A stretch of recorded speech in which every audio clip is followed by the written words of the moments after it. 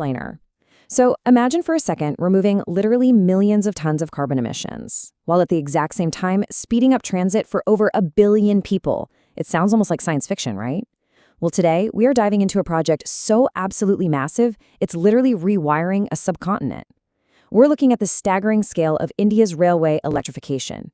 But more importantly, we're going to explore the unique and honestly pretty fascinating friction of finishing a mega project of this size. Because as you'll see, when you build infrastructure on a continental scale, it's usually that final tiny fraction of a percent that puts up the biggest fight. 99.6%. I mean, just take a second to let that number sink in. That is exactly how close Indian Railways is to completely electrifying its entire broad gauge network as of May 31st, 2026. Now, broad gauge tracks are those primary, wider tracks that carry the vast majority of the country's passengers and freight. When we talk about global infrastructure achievements, man, this is truly up there with the biggest. We're not just talking about laying down a single new commuter line here. We're talking about bringing this sprawling legacy network of an entire nation fully into the electric age. All right, let's jump right into Section 1, the massive electrification milestone. So let's break down exactly what 99.6% completion actually looks like in the real world. Out of 70,271 total route kilometers across India, a staggering 70,002 are fully electrified and operational right now. Just think about the sheer logistics of that, the manpower, the engineering required to string wire across 70,000 kilometers of track. It's almost hard to wrap your head around. And then we have this nearly invisible sliver left over, just 269 kilometers left to go out of the entire country's network. To hit this monumental physical milestone, 25 different states and union territories have already pushed their broad gauge networks to 100% completion. I mean, imagine being the project manager, having to coordinate across that many different regional governments, local authorities, not to mention wildly different topographies. It is a massive administrative and engineering victory for the Ministry of Railways.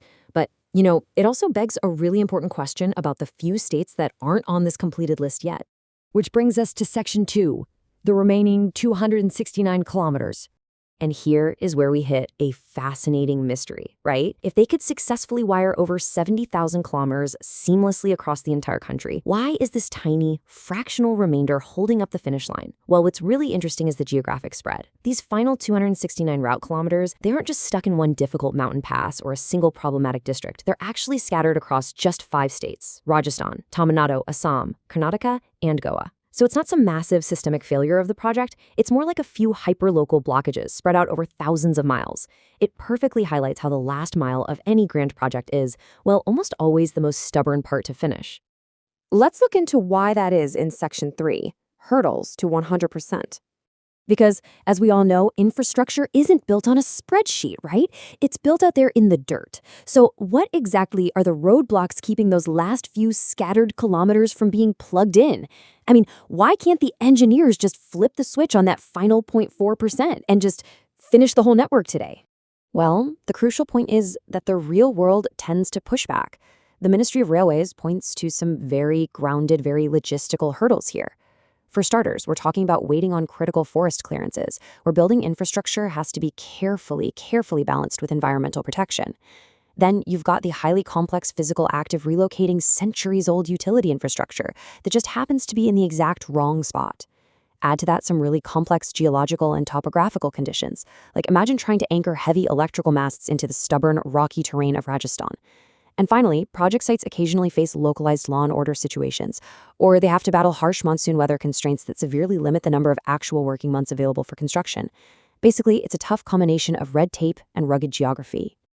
Moving on to our final part, Section 4, building the future network. So despite all these gritty real-world delays on the final stretch of the legacy lines, the long-term policy has actually been permanently changed by this massive undertaking. The Ministry of Railways has now officially mandated that all newly sanctioned railway lines, along with any capacity enhancement projects, well, they must be planned with full electrification right from the very beginning.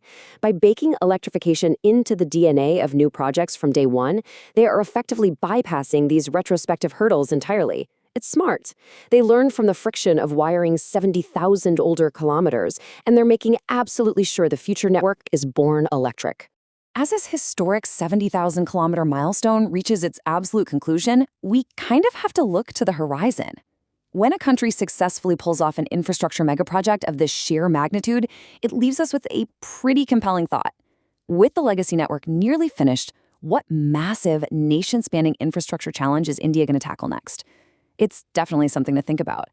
Thank you so much for joining me for this explainer, and hey, keep your eyes on those final 269 kilometers.